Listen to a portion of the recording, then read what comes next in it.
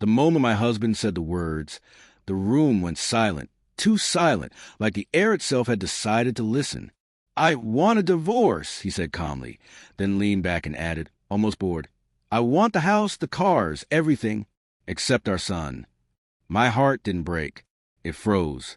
Because in that second, I realized he wasn't leaving me. He was abandoning his own child like an old piece of furniture. He didn't want to move. For a few seconds, I couldn't even breathe. Our son was in the next room, building a crooked tower of blocks, laughing every time it fell. This man had once cried when he first held him. Now, he was negotiating his life like a business deal. I asked him if he'd lost his mind. He shrugged and said he wanted a fresh start. No responsibilities, no noise, no school runs. Just freedom. And everything we owned to fund it. I wanted to scream. Instead, I smiled. A small, tired smile. I said, "Fine." His eyebrows lifted. He thought I was weak. He thought I was scared. He thought I would beg. That was his first mistake. Over the next few weeks, he transformed into someone I barely recognized. He packed his things with surgical precision, labeling boxes, hiring the best lawyer money could buy. He walked through the house like it already belonged to him, reminding me which car was technically in his name, which investments he had handled. He never once asked about our son's school day, never said goodnight. I stayed quiet. I cooked. I packed lunches. I listened, and I prepared. You see, for years, I had been invisible to him. While he chased promotions and praise, I managed everything else. Bills, paperwork, emails, passwords, appointments. He called it helping. I called it knowing where the bodies were buried. Financially speaking, when the divorce proceedings began, he walked into court confident, expensive suit, smug smile.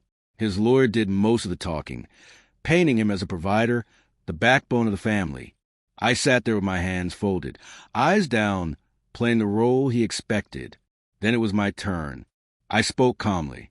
I explained that I didn't want the house, or the cars, or even the main savings account. I just wanted what mattered, stability for my son. Then I submitted the documents. Not accusations, facts. Bank statements showing money quietly moved between accounts. Emails where he instructed his assistant to label personal expenses as business costs. Messages where he admitted he didn't want custody because it would slow him down. The courtroom shifted. You could feel it. His lawyer stopped nodding. The judge leaned forward. My husband's smile cracked when the judge asked him to explain. He stammered, claimed misunderstandings, bad advice, stress, but facts don't care about excuses. Then came the final blow. I revealed the trust. Years earlier, after our son was born, my grandmother had left an inheritance. Modest but meaningful. I had placed it in a trust solely in our son's name, something my husband had signed without reading, back when he trusted me and thought money was beneath him.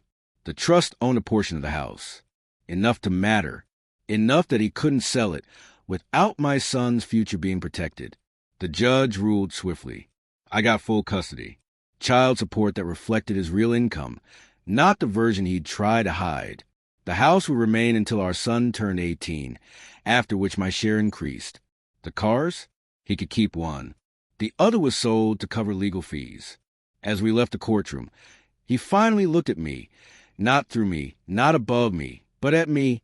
"You planned this," he whispered. I bent down my son's level, took his hand, and walked past without answering. Months later, the house feels different, lighter. My son laughs more. I sleep better. And sometimes, late at night, I think about that moment when my husband thought he could take everything and discard what mattered most. He wanted everything except our son. In the end, that single sentence cost him everything that truly mattered.